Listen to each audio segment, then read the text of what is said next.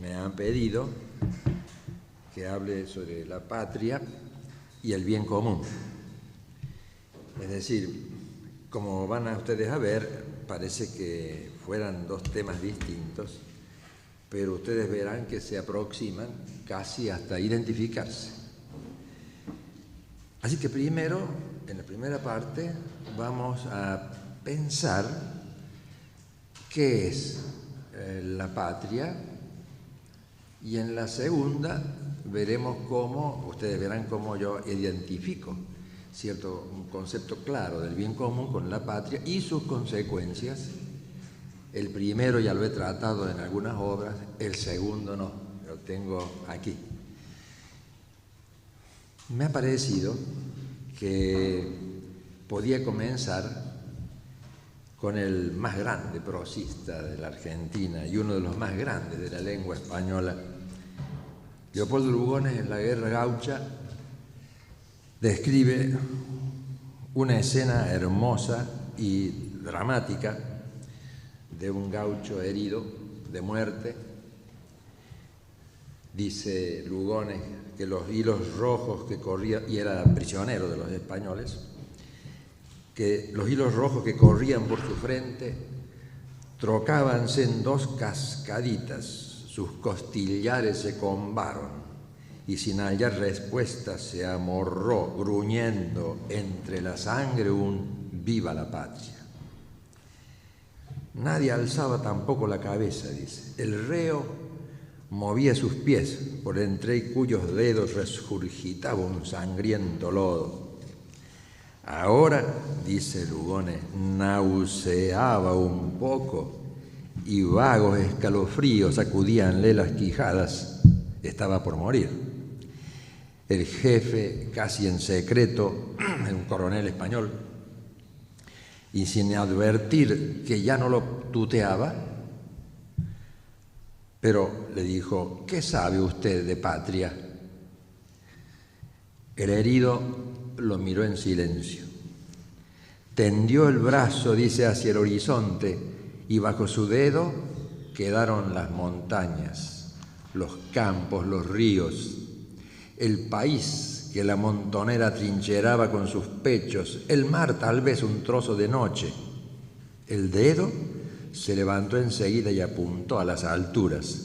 Permaneció así recto bajo una estrella.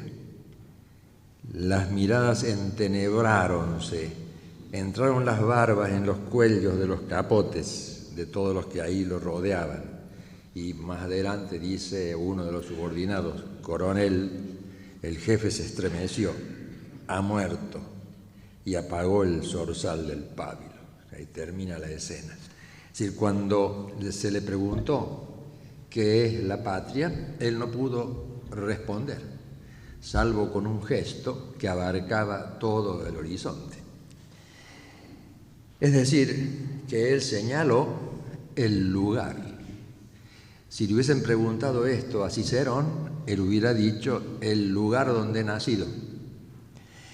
Y por lo tanto, este gaucho anónimo estaba señalando una suerte de, como ustedes ven, de vinculación constitutiva de su vida.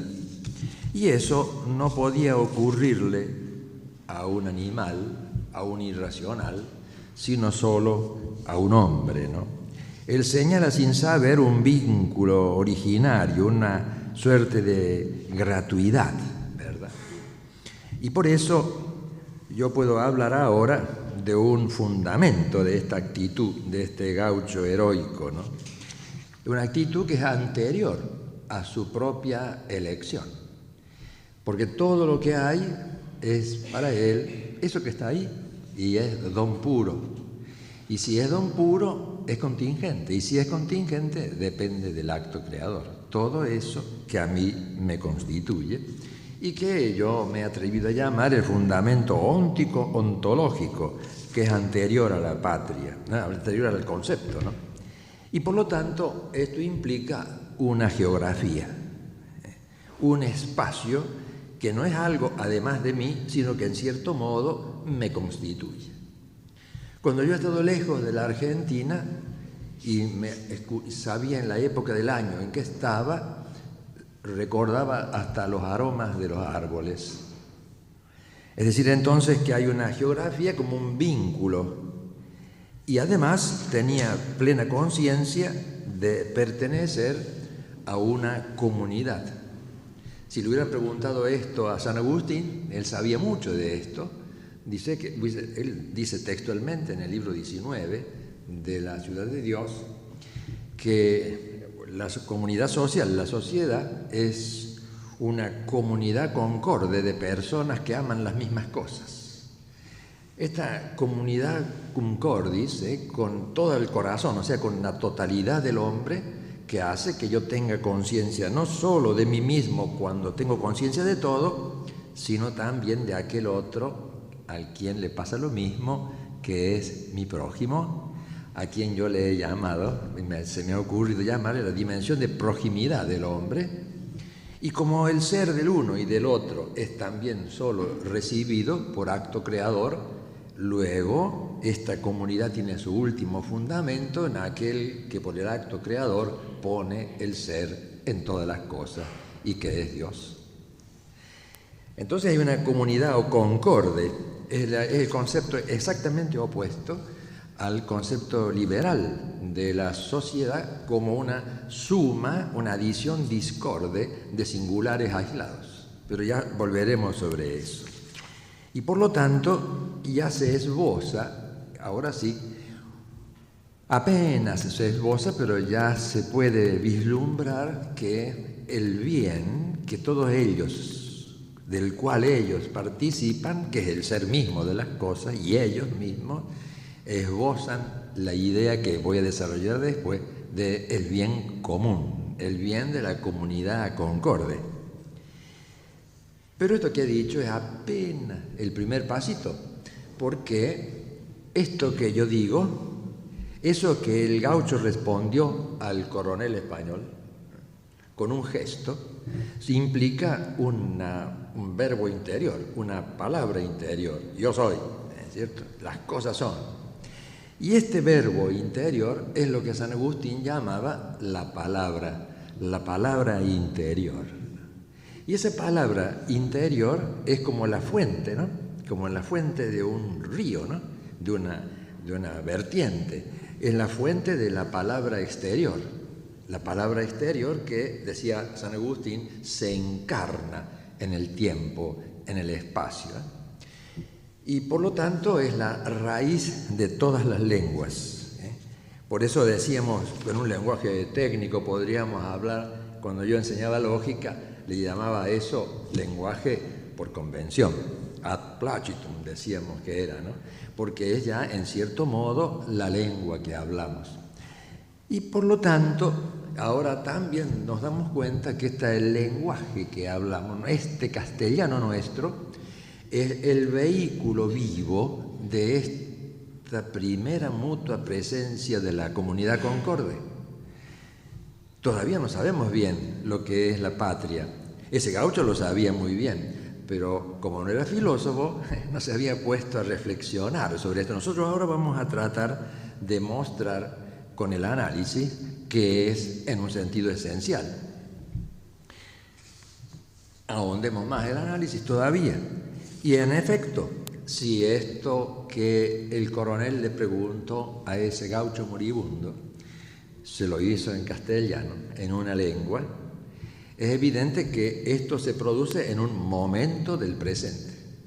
Así como yo en mi presente, yo tengo conciencia de todo lo que hay y de mí mismo. Por eso me he inventado un término, tomándolo del latín, ¿no?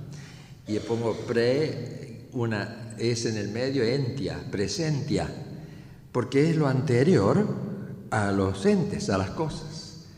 Y esto anterior a todo es la presencia de la realidad en la inteligencia humana, y eso es siempre presente, y ya deja de ser. Y por lo tanto, lo que el futuro inmediato todavía no es, y por lo tanto, acabo de descubrir la dimensión temporal del hombre.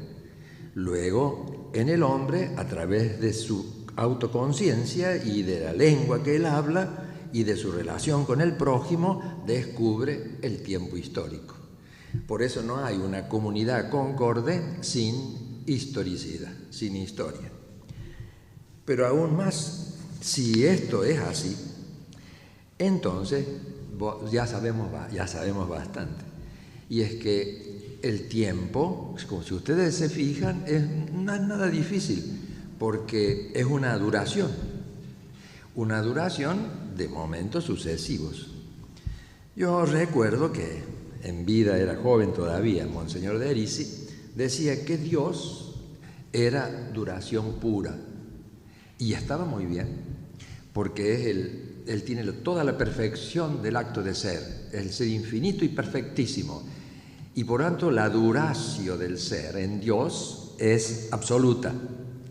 Fuera de Dios las cosas duran, y por eso el tiempo histórico es una duración sucesiva, que comienza con el acto creador y termina cuando no haya más historia. Pero entonces hemos percibido que el tiempo es el acto también de transmitir. Es decir, cuando ese gaucho contestó lo que contestó, él no tenía conciencia explícita, pero sí implícita, que a través de su conciencia pasaba el tiempo, es decir, la tradición. Tradición significa eso. Trado significa yo envío, ¿no? Yo transmito algo, como dice San Pablo, ¿no?, a sus feligreses, digamos, ustedes transmitan lo que, ustedes deben enseñar lo que yo les he transmitido. Y por lo tanto, no hay territorio, no hay espacio, no hay lugar físico, este paisaje que me constituye. No hay una comunidad, no hay una lengua, ni una temporalidad que no suponga la transmisión de la tradición. Entonces ya, si esto es así, podemos nosotros sacar varias conclusiones, ¿no? Reflexionando sobre esto, ¿no? Ahora miremoslo no como el análisis que estoy intentando hacer, sino sintéticamente. Y esto que yo acabo de mencionar es como un todo, ¿no? Nosotros es como un todo. Nosotros podemos decir que esta mesa es un todo actual, que yo soy un todo actual de cuerpo y alma, pero no me refiero exactamente a eso. También nosotros solemos hablar en la lógica de el todo de orden, ¿no? Un todo de orden, como por ejemplo, supongamos en todos los miembros de un gremio constituyen un todo de orden, pero este todo no existe si se disgregara ese orden. En el mismo sentido, de un modo análogo, podemos decir entonces que esto que yo he esbozado es un todo de orden que se compone de una comunidad concorde de personas vinculadas a un territorio que expresa su naturaleza en una lengua determinada, constitutivamente transmisora de una tradición histórica y cultural. Pero todo esto no es posible si todos los actos libres de los miembros de esta comunidad y por lo tanto de toda la comunidad no se ordenan al bien absoluto. Alguien me podría decir, pero esa afirmación suya es gratuita. Yo respondería que no, porque todo acto libre de la persona humana se ordena si necesariamente mi voluntad se ordena al bien. Es lo que los escolásticos llamaron con un término técnico la voluntas ut natura, es decir, por naturaleza mi voluntad necesariamente tiende al bien, que es lo que en un lenguaje más actual yo me he atrevido a llamar la libertad originaria, una libertad necesaria, si se puede hablar contradictoriamente, pero que es el fundamento y la fuente de toda elección de todos los bienes posibles en el tiempo. Y por lo tanto, ningún bien temporal, ningún bien finito puede saciar la apetición de la voluntad que quiere el bien total. Y como esto solamente puede predicarse de un ser absoluto, que es Dios, luego el fin último de toda la operación humana libre es Dios. Y por lo tanto, si yo he hablado de un todo de orden constituido, ¿no?, que compone una comunidad concorde de personas en un territorio que expresa la naturaleza de su propia naturaleza histórica, determinada por esta tradición que se transmite, se ordena siempre al fin último del hombre, que es Dios. Y eso es lo que nosotros llamamos comúnmente la patria, ¿no? Es decir, si nosotros viéramos ahora esto, ya que hemos llegado a una especie de definición, que nosotros llamaríamos una definición descriptiva, porque no es una diferencia específica, pero sí es suficiente como definición descriptiva de lo que es la patria. Ya ustedes se dan cuenta, como nosotros nos damos cuenta espontáneamente, como un niño lo sabe espontáneamente, que esto no es algo además de mí, sino que la patria a mí me constituye. Yo soy un miembro vivo de ella, y todo lo demás, desde el territorio y todo mi prójimo. Por eso, cuando los héroes, ¿no?, que daban su vida por la patria, ellos intuían esto, que al inmolarse por su patria, ellos se sacrificaban defendiendo este todo de orden donde estamos todos nosotros. Es decir, entonces, que alguien podría decir, bueno, ya hemos llegado al concepto de patria. Sí, hasta cierto punto. Yo creo que aún falta algo. ¿Por qué? Porque nosotros, si nosotros vemos esto que acabo de decir históricamente, comprobamos que, en efecto, como decían los antiguos, la patria es la terra patrum, la tierra de los padres. Es verdad eso. Y sin embargo, no tanto. ¿Por qué? Porque para los antiguos la terra patrum estaba inscripta en un mundo de la necesidad absoluta. Si ustedes ven, no digo los mitos antiguos, basta con leer el libro 7º u 8º de la física de Aristóteles, ustedes verán cómo el movimiento más perfecto para Aristóteles era el movimiento circular. ¿Por qué? Porque él expresaba filosóficamente el eterno retorno de todas las cosas sin la noción de creación. Y por eso el tiempo no era lineal como para nosotros, sino circular. Y en cuyo caso, como ustedes se dan cuenta, primaba siempre el pasado. Es decir, y se pasaba por alto la libertad del singular, pero privaba el pasado. Enseguida vamos a ver cómo, con la revelación cristiana, el momento privativo es el futuro. Pero no nos apuremos. Lo cierto es que la noción pagana, la noción antigua de patria es válida, pero es imperfecta todavía.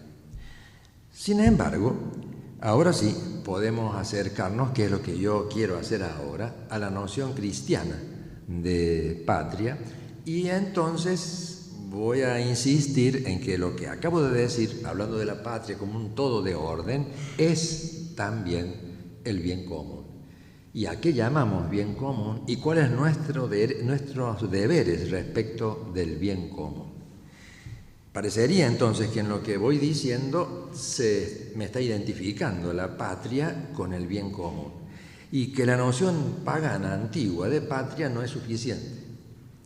En efecto, la patria, en el Antiguo Testamento sobre todo, implica una donación divina.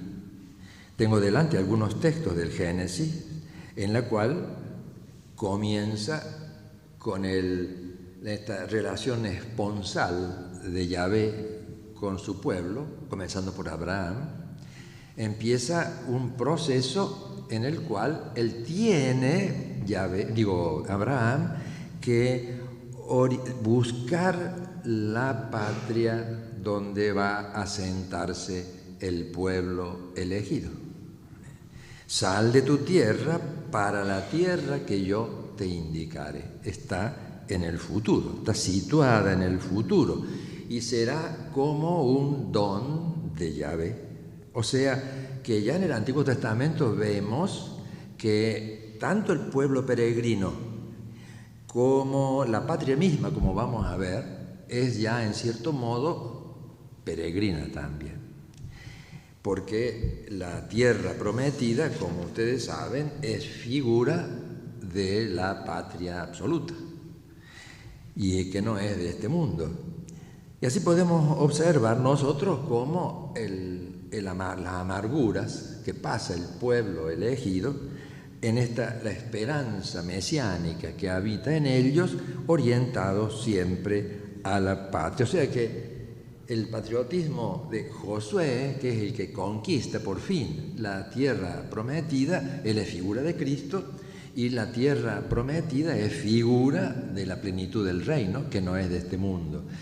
Pero la patria terrena ahora sí se carga de sentido trascendente y es figura de la patria absoluta.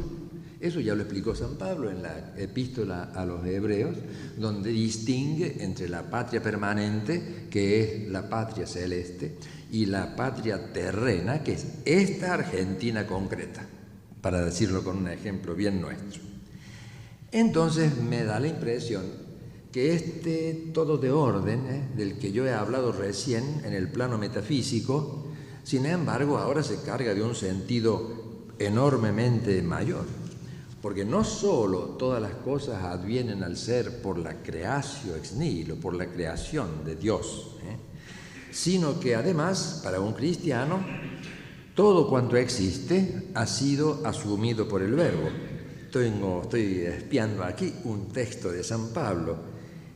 Todo lo que es, el que es de Cristo, dice San Pablo, se ha hecho entonces una criatura nueva. Y por lo tanto, todo ha sido transfigurado en Cristo y por Cristo. No hay un solo resquicio de la realidad, hasta el fondo de lo real, hasta el fondo de lo real, alcanzó la virtud de la encarnación del Verbo. Por eso un cristiano no puede sostener en ningún momento que algún espacio de la realidad eluda la acción salvífica del Verbo encarnado, ya que el Verbo, el hombre, como imagen y semejanza, no solamente es la culminación de la creación física, él es el tutor de lo creado. Después del pecado original es un tutor infiel, pero sigue siendo el tutor de lo creado, ¿no? Y por lo tanto, cuando el Verbo asumió la naturaleza humana, entonces llegó su virtud, llegó hasta, no solamente hasta el fondo de la naturaleza humana, sino también hasta el fondo de todo lo creado. O sea que el cosmos tiene un sello crístico también.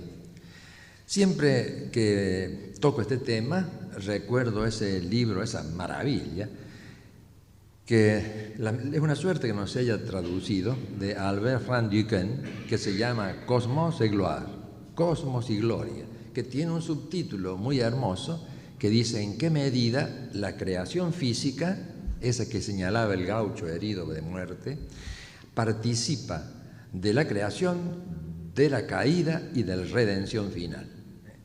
Es decir, que nada escapa, por lo tanto, a la virtud del Verbo. Como dice San Pablo en la carta a los Corintios, en Él fueron creadas todas las cosas, del cielo y de la tierra, las visibles y las invisibles. Todo fue creado por Él y para Él. Él es antes de todo, que todo y todo subsiste en Él. Por lo tanto, la distancia entre el concepto pagano de patria y el mismo que yo he esbozado en el plano metafísico, ahora está a una infinita distancia, porque ya no es solo la terra patrum, la patria es don de Dios, y subsiste en Él. Es decir, entonces, que fíjense ustedes la trascendencia que tiene esto para lo que nosotros llamamos la teología del laico, ¿verdad? Si el laico tiene como misión principal, como miembro vivo del cuerpo místico, como participante íntimo del sacerdocio común de los fieles, la consecratio mundi, como decían los padres, la consagración del mundo, y por lo tanto la consagración de esta patria que aparece como don de quien subsiste siempre, que es Cristo.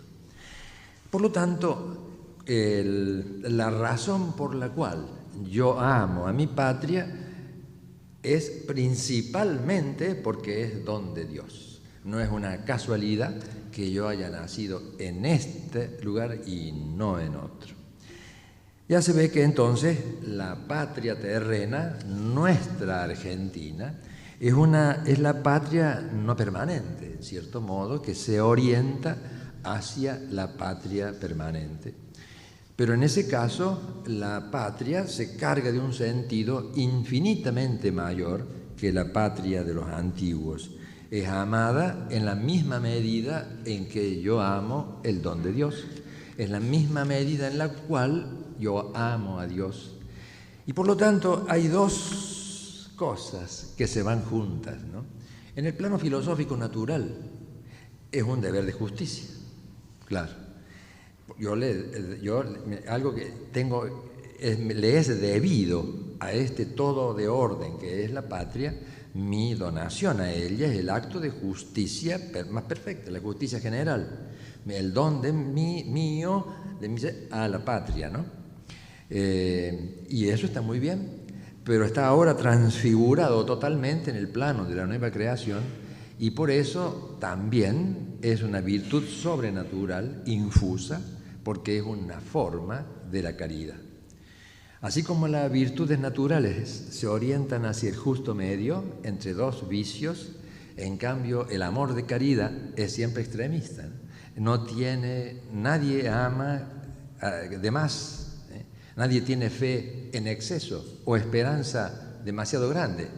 Mientras más sea, mejor, ¿no? Por lo tanto, por eso no se dice mal, sino que se dice bien, muy bien, que amar a la patria se lo ama con el mismo amor con que amo a Dios.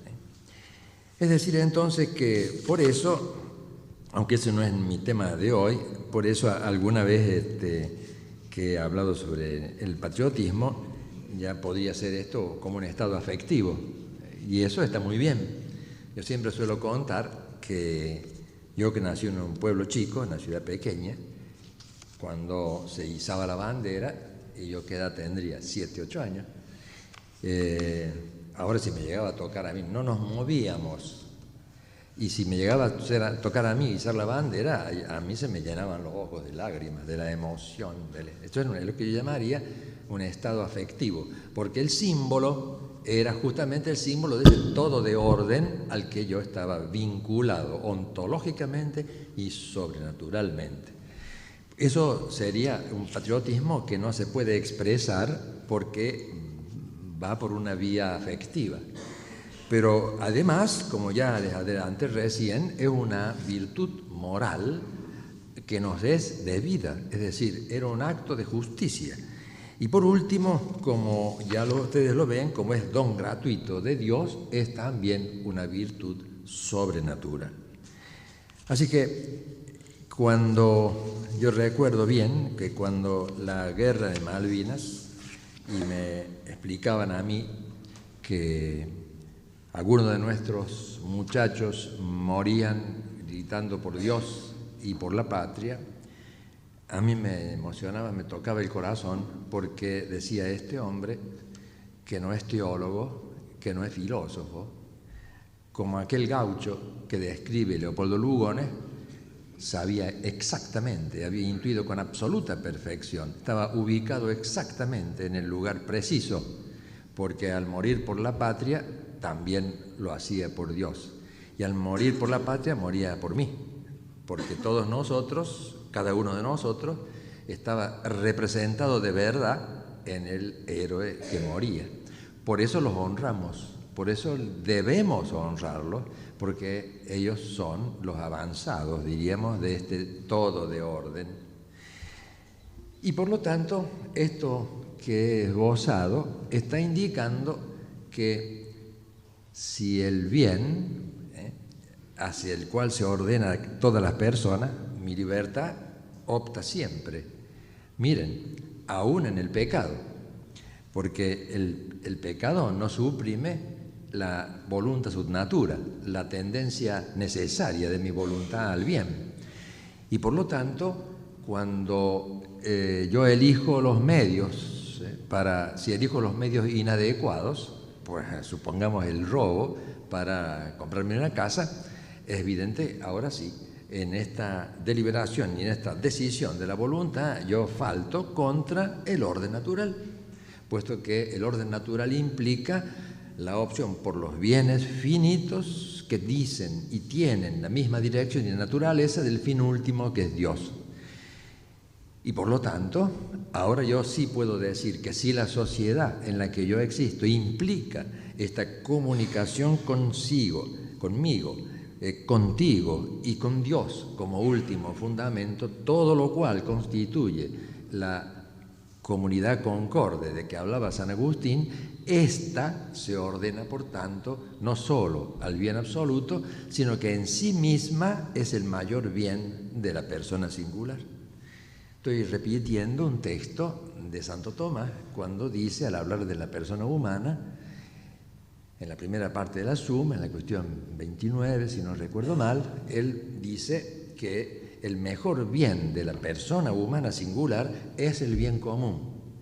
Es decir, nadie puede decir que el bien común es su bien personal de sí mismo, cerrado en sí mismo. Por lo tanto, ahora sí, podemos afinar más el análisis haciendo ver que entonces el bien común no es la mera suma extrínseca de los bienes singulares, no es la suma extrínseca de los bienes de las sociedades menores, y así sucesivamente, sino que es el bien del todo que está por encima del bien de los singulares. Y no hay contradicción, porque el mejor bien de todos los singulares y de las sociedades menores es precisamente el bien común. Por lo tanto, sostenemos una primacía absoluta del bien común. Por lo tanto, ya más aún, quiere decir que ahora se ve con claridad que, empleando un término un poco más técnico, filosófico, nosotros en metafísica solemos decir que en este caso, este concepto de bien común es un concepto análogo, pero con analogía de atribución intrínseca. Quiero decir con esto que como tal existe realmente en todos los componentes de este todo. Pero el primer analogado de esto es justamente este todo al que he llamado patria, y se ordena, como ya vuelvo sobre eso, se ordena el bien común absoluto, que es Dios, al quien nosotros vamos a llamar enseguida el bien común absoluto. Nosotros ahora estamos hablando solo del bien común de la sociedad civil, del bien común, por lo tanto, relativo a la naturaleza humana. Por eso es que me he atrevido, he descubierto en cierta manera que un concepto recto del bien común se identifica con el todo de orden que es la patria. Y tengo aquí delante algunos textos, ¿no?, que yo he seleccionado y demás, pero quizás no haga falta insistir tanto en ello, sino mostrar algo que yo iba a hacer en un esquema, en un pizarrón, si hubiese estado el pizarrón, pero no, es muy sencillo, así que no hay. Si he dicho ahora que el bien común es análogo y por lo tanto con atribución intrínseca en cada uno de los miembros de este todo de orden, entonces puedo seguir adelante haciendo notar que el hombre, sujeto encarnado, si ustedes quieren una expresión que me he inventado yo para ser más concreto, espíritu incorporado, cuerpo espirituado, que es lo mismo que decir una unión sustancial de alma y cuerpo, sino lo que yo quiero hacer notar con San Agustín y con algunos filósofos contemporáneos como Gabriel Marcel, por ejemplo, que el cuerpo humano no es algo además de mí, Yo soy cuerpo. Eso no significa que mi cuerpo se identifique con el espíritu, sino que expresa la totalidad de la persona. Y esto que yo soy implica a su vez una perfección que ya no es esencial, sino constitutiva del hombre. Aristóteles ya habló de esto, que es la sexualidad humana, y que no es diferencia específica, por eso la igualdad específica de varón-varona subsiste naturalmente, y por lo tanto descubro que el hombre es varón-varona. Y por lo tanto, como imagen y semejanza de Dios, la imago Dei, la imagen de Dios, es sexual. Así lo pensó y así lo creó Dios. Y como tal se orienta, ahora tendría que explicar, pero eso no lo voy a hacer ahora, es la tendencia de la unión al otro. Y fundamental ahí, eso no lo puedo hacer ahora por razones obvias de tiempo. Entonces, esta tendencia a la transfusión con el otro tú, que es el fundamento sobre el cual tendría que explicar la aparición del matrimonio. Y por lo tanto, las unidades logradas del amor humano, que son inmanentes en el don de sí, que son trascendentes en el Hijo y son trascendentes de modo absoluto en Dios. Por eso en el amor humano nunca hay dos, sino tres. Es decir, entonces, que yo lo que quiero mostrar rápidamente es lo que me atrevería a llamar en un lenguaje un poco platónico la epifanía de la familia humana. Si no es concebible entonces el hombre sin esta dimensión. Pero como la familia no se basta, yo ya puedo decir que aquí aparece también el concepto primero, básico del bien común, porque el bien del todo, desde todo de orden, que es mamá, papá, los hijos, constituyen un todo de orden en la cual cada uno de sus miembros se orienta al bien del todo, sobre todo en quien es la cabeza de miembros de la familia. Y por lo tanto, el mejor bien de la mamá, el mejor bien del papá, no es el suyo singular, separado del todo, egoístamente sí mismo, y si es egoísmo ya no sería bien, sino que es el bien del todo. Ustedes todos, nosotros sabemos cuántos sacrificios hacen por amor los padres, que renuncian a un bien personal, personalísimo, por algo que les interesa mucho más, que es el bien del todo. ¿Cuántos padres no darían su vida por el bien del todo? Si primero está el bien de la familia, que es, ahora sí, el bien común. Hay, por lo tanto, desde el principio una primacía del bien común sobre el bien de la persona, salvo que aclaremos con Santo Tomás que el mejor del bien de la persona es precisamente el bien común. En el héroe que da la vida por la patria se realiza esto. Por encima de su bien singular está el bien del todo. Pero como la familia es una sociedad imperfecta, nosotros decimos en el lenguaje de la filosofía tradicional que es una sociedad imperfecta porque no se basta totalmente a sí misma. Nosotros, cuando yo tenía mis hijos chicos, a veces me decía mi mujer dramáticamente, ¿no? Se le rompieron los zapatos, ha crecido 1 centímetro más, hay que buscar. Yo no me ponía a fabricar zapatos porque no lo sé. Tenía que ir a buscar el zapatero, ¿no? Y así sucesivamente. Esto es lo que se comenzó a llamar el ayuntamiento de familias para el bien común. Y así es como nació el concepto de el común o la comuna, que es el segundo de las sociedades intermedias, que digo intermedias en relación con el bien absoluto. Por lo tanto, ahora sí, he dicho entonces que la epifanía de la familia es el nacimiento de la noción de bien común, es la primera. Y por lo tanto el común, la comuna, y después cuando se hace más grande, el municipium, etcétera, es precisamente en este nuevo todo, siempre hay primacía del bien común. Ahora, yo podría seguir y ya los límites ya no son muy precisos, porque yo podría decir que eso es absolutamente natural, como en el lugar donde yo he nacido, que es un lugar muy preciso de la Argentina, por supuesto que es el mejor, naturalmente. Cuando me encuentro con algún pueblerino que hemos sido niños hace ya mucho tiempo, me pregunta, che, dice, ¿has ido a la metrópoli? Sí, hace poco, le digo. La metrópoli es un pueblo chiquito, pero es decir, ahora sí, esto es lo que nosotros llamamos, y ya los romanos lo llamaban así, el pago, ¿es cierto? Es decir, como dice don Segundo Sombra, ¿no? El pago para él era la zona de San Antonio de Areco, ¿no es cierto? Esta era la pequeña patria, la patria chiquita.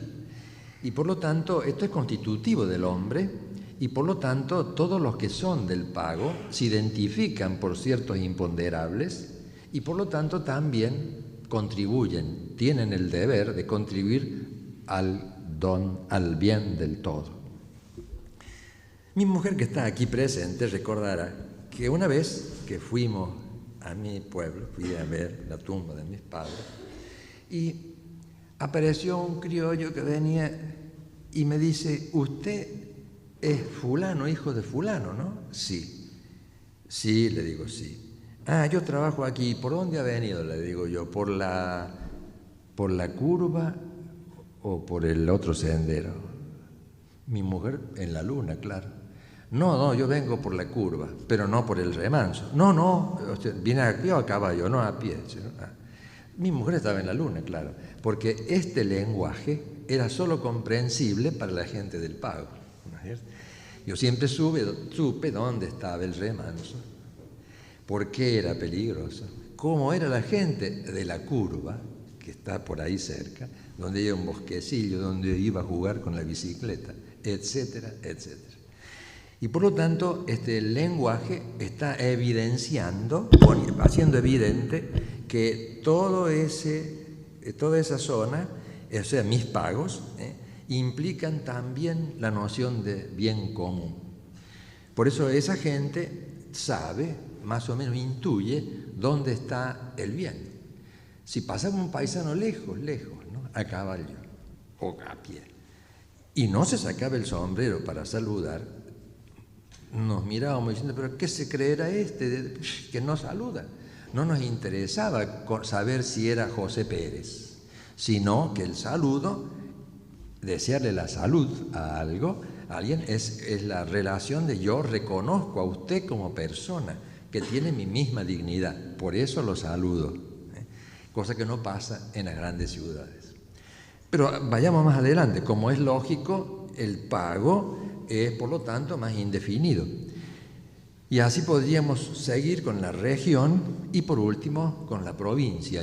Provincia, que es una palabra que tiene un cierto tono militar. En cierto modo, para los romanos, la palabra provincia significaba incorporada por medio de las armas, ¿no? Pero esto es lo que yo llamaría las sociedades naturales de primer grado, todas las cuales tienen su bien común propio, al cual natural y sobrenaturalmente nos debemos. Y hay una primacía del bien común, en este caso imperfecto, porque solamente el bien común tiene cierta totalidad cuando es el bien del todo, o sea, del todo de esta sociedad argentina. Y ustedes me dirán, pero ¿no se está dejando algo en el tintero? Y sí, porque si yo he dicho recién que el hombre es social por naturaleza, que es él mismo conciencia de sí, de mí mismo, de ti y del tú absoluto, que es Dios, entonces, por naturaleza, yo tengo un derecho a la asociación. Nosotros nos asociamos espontáneamente, ejerciendo, por lo tanto, este derecho originario. Y así nacen, y así han nacido todos aquellos grupos, comunidades que procuran un bien determinado asociados, como los gremios. También podríamos citar, aunque ya no hace falta que insista mucho en eso, sino lo esencial, los sindicatos, las diversas corporaciones. Aquí, como hacía el doctor Casares, incluía las empresas, las academias, los clubes, etc. Y esto es lo que yo me atrevo a llamar las sociedades naturales de segundo grado. Son naturales porque dependen del derecho natural de asociación, radicado en la naturaleza del hombre. Pero son de segundo grado porque son el ejercicio posterior de la libertad en determinada actividad. Por lo tanto, si ahora yo miro sintéticamente lo que he explicado acerca de qué es la patria como todo de orden, si miro también el escalonamiento por analogía intrínseca, ¿no?, de todos los bienes comunes de las sociedades naturales, de los bienes comunes de cada una de las sociedades intermedias de segundo grado, entonces tengo que admitir que hay un todo de orden que se llama bien común, que es superior a el bien de todos, a todos los bienes, no solamente de los singulares, sino también de las sociedades menores. Y por tanto, esto a mí me obliga fundamentalmente. ¿Es esto suficiente todavía? Parecería, en cierto modo, que sí, para comprender la primacía del bien común y cierta identidad que yo he sostenido respecto de la patria como un todo de orden. Y sin embargo, mirado bien, todavía habría algo que agregar, porque así como hemos hablado de la patria concreta, y en este caso para nosotros es inevitable hablar de esta patria concreta, sin embargo, nosotros sabemos que existen muchas patrias en el mundo y por eso en el siglo XVI y el XVII, después de la conquista de América, debido a la conquista, al descubrimiento y conquista de América, fue necesario pensar que existían otras comunidades que, aunque estaban fuera de la cristiandad en aquel tiempo, sin embargo, tenían derecho natural de asociación, por ejemplo. Y por eso Francisco de Vitoria, el gran teólogo dominico, pensó en la cosa y sostuvo que además del bien común del que yo acabo de hablar, existe el bien común universal, es decir, un bien común todavía intrahistórico, pero universal, porque es el bien común al que se ordenan todas las patrias y comunidades terrenas. Es decir, entonces, que ahí en aquel momento importantísimo nació el derecho internacional público, ¿no? Evidentemente nacieron la moral internacional, ¿no? ¿Por qué? Porque todas las patrias del universo, del mundo, entonces tienen que ordenarse también ellas al bien común del todo. Y por eso ya se puede ver en textos de San Agustín, algunos esbozos en Santo Tomás y explícitos en Francisco de Vitoria y toda la escuela española, ya se puede advertir que lo que hoy llamaríamos la unión de las naciones, o que yo más bien prefiero emplear una federación de las patrias del mundo, es deseable, pero no la disolución de las patrias nacionales en virtud de un todo inmanentista y sobre todo pragmático, utilitario y totalitario, como está ocurriendo precisamente ahora con la mal llamada globalización, que justamente se caracteriza por diluir, por absorber y por destruir la patria y el patriotismo. Al revés, una buena organización internacional, naciones verdaderamente unidas, implican la potenciación de las patrias singulares. Cuando yo viajo por ahí y veo que se está perdiendo las cosas típicas que expresan precisamente la personalidad de una patria singular, me da pena. Cuando yo escuchaba a Juan Pablo II, este amor ardoroso que él sentía por Polonia, me encantaba a mí. Yo veo que él tiene un poema que se llama La Patria, que es muy hermoso, en donde se ve al polaco hasta los talones, ¿no es cierto? Y esto a mí me encanta. ¿Por qué?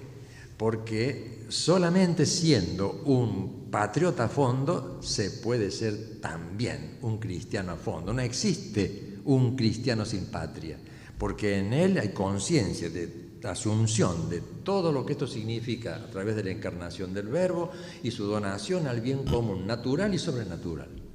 Así que si en cambio el Juan Pablo II hubiese dicho olvidaos de la patria, pensemos en el bien común universal, y yo, oh, ¿qué pasó? Se hizo rusoniano el Papa, ¿no es cierto? No podía ser. Por lo tanto, yo con dolor compruebo que el mundo contemporáneo es precisamente la negación de esto, y nosotros tenemos que luchar para mantener, potenciar, alimentar el concepto de patria y de todas las patrias del mundo que se ordenan al bien común universal.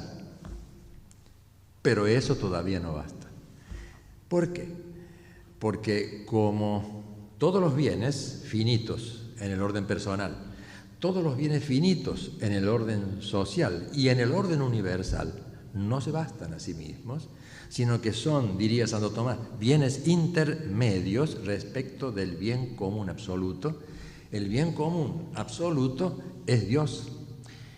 Y por lo tanto, el bien común de las patrias, el bien común universal, se ordenan al bien común absoluto, fundamento de todo bien, que es Dios.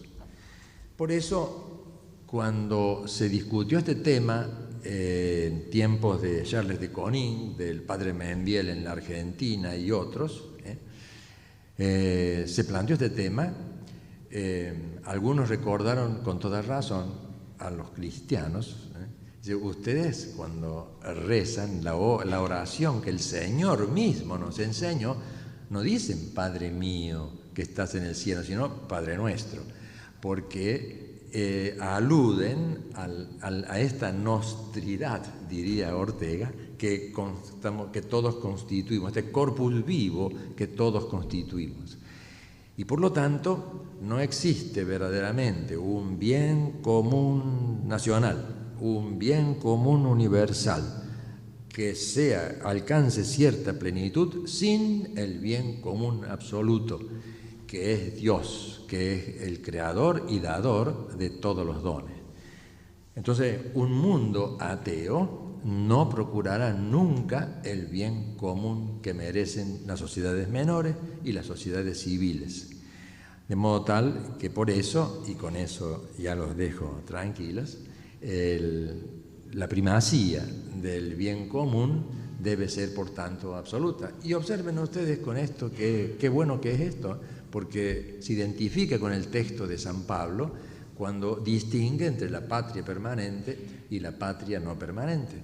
Lo no permanente es siempre peregrina, y por lo tanto alcanzaremos la plenitud de la patria permanente también, aunque termine en la historia, en la patria no permanente, que es la plenitud del reino. Entonces, y con eso ya nos acercamos definitivamente al fin de esta meditación compartida.